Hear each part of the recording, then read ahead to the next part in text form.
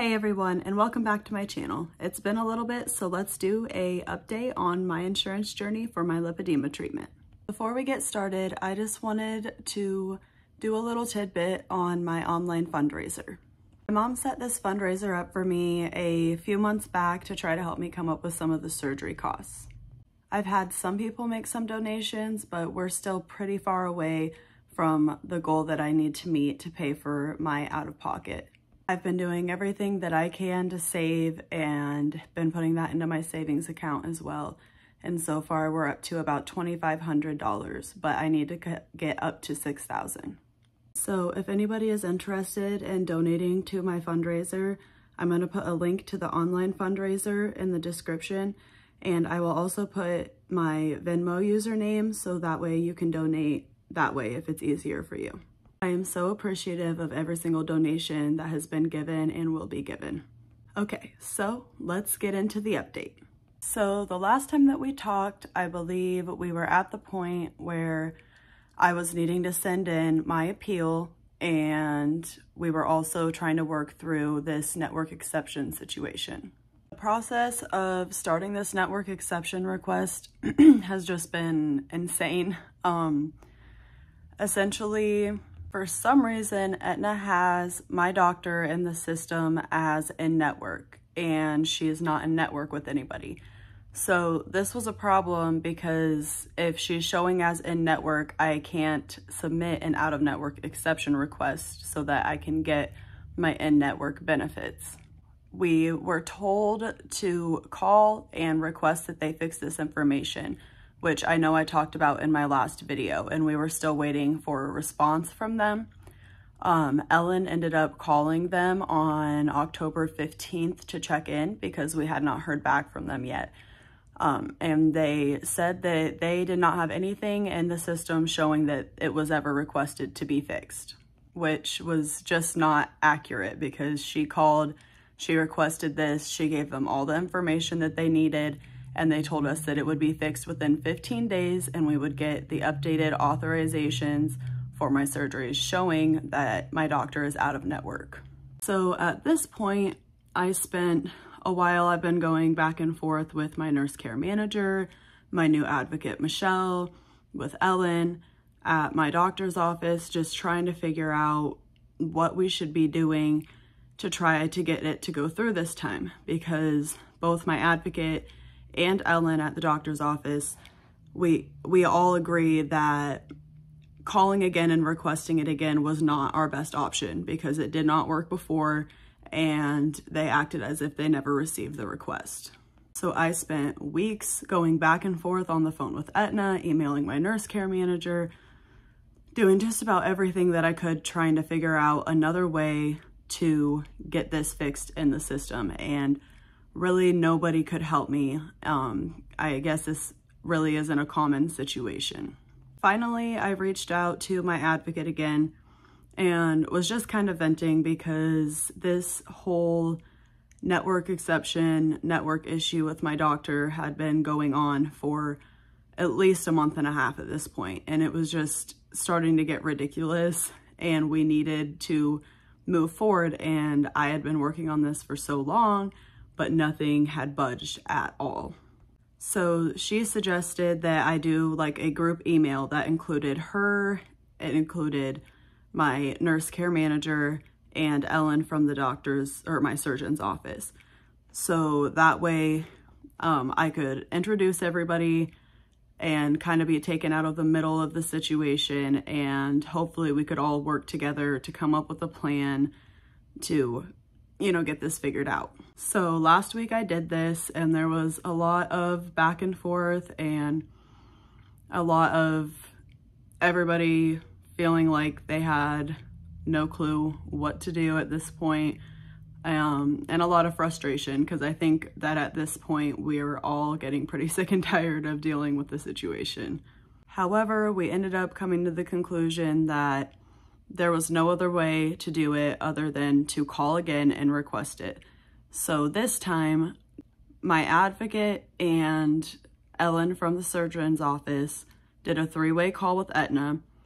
They spent 45 minutes getting transferred around to a bunch of different departments and eventually ended up at credentials, I believe, and found out that the reason that Dr. Martin is showing as like showing up in the system is because of a previous clinic that she worked for. So they had all of the incorrect information on her. However, she was showing up as out of network now. So they asked Ellen to fax in like her updated credentials and everything so that they could update that in their system, and said I should be good to go to submit my out of network exception. So on Friday, I reached out to Aetna to try to initiate that request, as it said that I needed to call in order to do that. The people that I spoke with were super nice, and I explained the whole situation with her information being wrong. I had all the updated information on hand, so we tried to go ahead and initiate it and like override and like change the tax ID so that it was the correct tax ID and stuff like that. And the system would not let them. So they essentially told me that we were just gonna have to wait until the things were updated into the system, and nobody knew how long that was going to take. Little did I know, my nurse care manager had actually escalated this stuff up to her supervisors. Well, I knew, but I kind of forgot about it because she had Friday off and the rest of the weekend. So she wanted us to be able to be in contact with somebody. About 2 minutes before I was going to get off the phone with Aetna and just kind of accept that we were going to be waiting another several weeks for that to be updated, I got an email from my nurse care manager's supervisor stating that they had been working on getting Dr. Martin's information saved into the system correctly all day long, and that they were finally able to get it corrected. And at this point, I probably could have cried. It was just so relieving to know that something finally gave, that we were finally headed in the right direction. So when she had emailed me that, she had also said that they would send me all of the updated authorizations and stuff on Monday. Well, they would send out the letters on Monday, and they would also fax it to Ellen because it was like 3 or 4 o'clock on a Friday. So they knew they wouldn't be able to get it done that day. Since I was still on the phone with Aetna, I decided to ask them if they could look in the system again to see if she was reflecting properly, and read them that email. And she exited out of the page and went back in, and it was reflecting correctly. So we were on the right track. However, she did say I needed to wait until Monday to initiate the out-of-network exception request, just to make sure that it was updated in all the systems that it needed to be updated in. So fast forward to today, I emailed the supervisor again and asked if they could also email me the updated authorizations so that I could have it, and it just help a little bit with initiating that out-of-network exception request. They said that they could not do that because of privacy reasons, but she did say that they are actually the team that reviews the out-of-network exception requests, and that she was going to go ahead and initiate it for me so that I didn't have to call. And when I asked, she said that it could take up to 14 days to hear back on whether or not they're going to approve the exception request. So now we just wait, and I'm hoping, maybe it won't take super long, and maybe it'll actually go well and get approved, because these people have been trying to help me get this situation figured out, and they're also the ones that do review these cases. So maybe I'll have a little bit of luck somewhere on this journey. So once this is approved, then my surgeon's office can do the SCA with Aetna and then get my first surgery on the schedule. So as I was getting ready to edit this video and upload it, we got some really big news. So in the last clips, I had talked about how they said once they got the authorizations done, they were going to initiate the out-of-network exception request for me.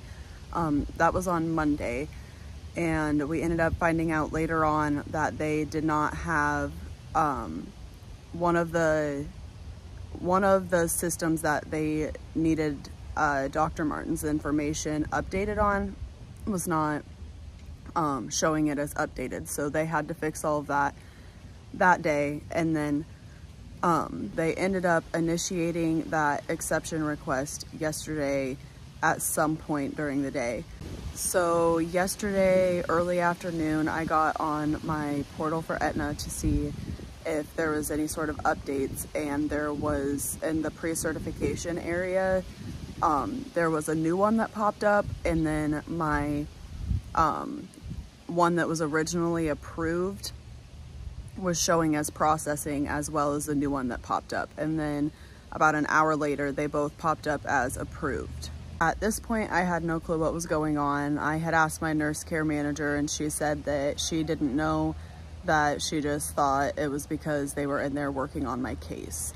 However, about an hour and a half later, I ended up getting an email from Ellen at my surgeon's office stating that she had gotten 3 different faxes. The first one was the updated authorizations showing that Dr. Martin was out of network.